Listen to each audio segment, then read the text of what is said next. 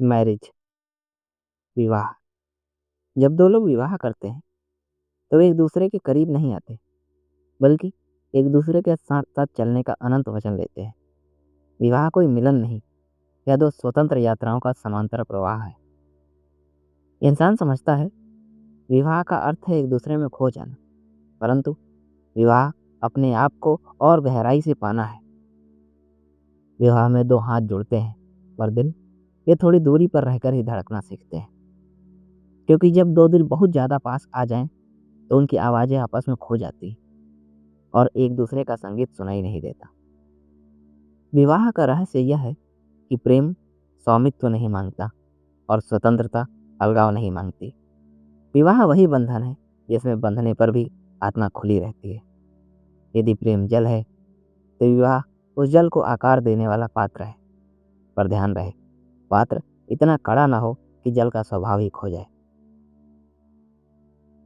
विवाह के भीतर दो मौन साथ चलते हैं, दो सपने साथ रहते हैं, पर दोनों के भीतर अपनी अपनी दिशा बनी रहती है।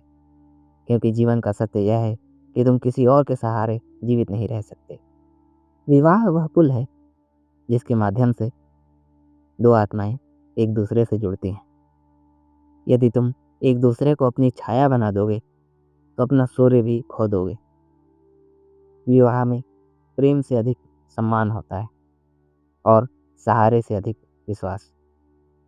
विवाह में आंसू भी होंगे, पर वे गिरेंगे तो बोझ बनकर नहीं, बल्कि बीज बनकर। कभी तुम टूटोगे भी, पर वही टूटन तुम्हारी जड़ को और गहराई देगा। कभी तुम डगमगाओगे भी, पर तुम्हारा साथी गिरने से बचाने नहीं, उठाने का साहस देने आएगा। विवाह कहता है, मैं तुम्हारे साथ चलूंगा ताकि तुम अकेले चलना सीख सको। विवाह वह स्थान है जहाँ दो आत्माएं एक दूसरे का आईना बनती हैं और कभी कभी एक दूसरे की दवा भी। यदि कभी विवाह बोझ लगने लगे तो उस अदृश्य शक्ति को याद करना जिसने तुम्हें जोड़ा था। यह निर्णय मनुष्य का नहीं था, प्रेम ने चुना था तुम्हें एक दूसरे के लिए। तो विवाह में एक साथ नृत्य करो, परंतु एक दूसरे की छाया मत बनो। एक ही राग सुनो, पर अपनी अपनी लय के अनुसार। विवाह में दिल एक दूसरे के पास रहे, परंतु आत्माएं अपने अपने आकाश में उड़े।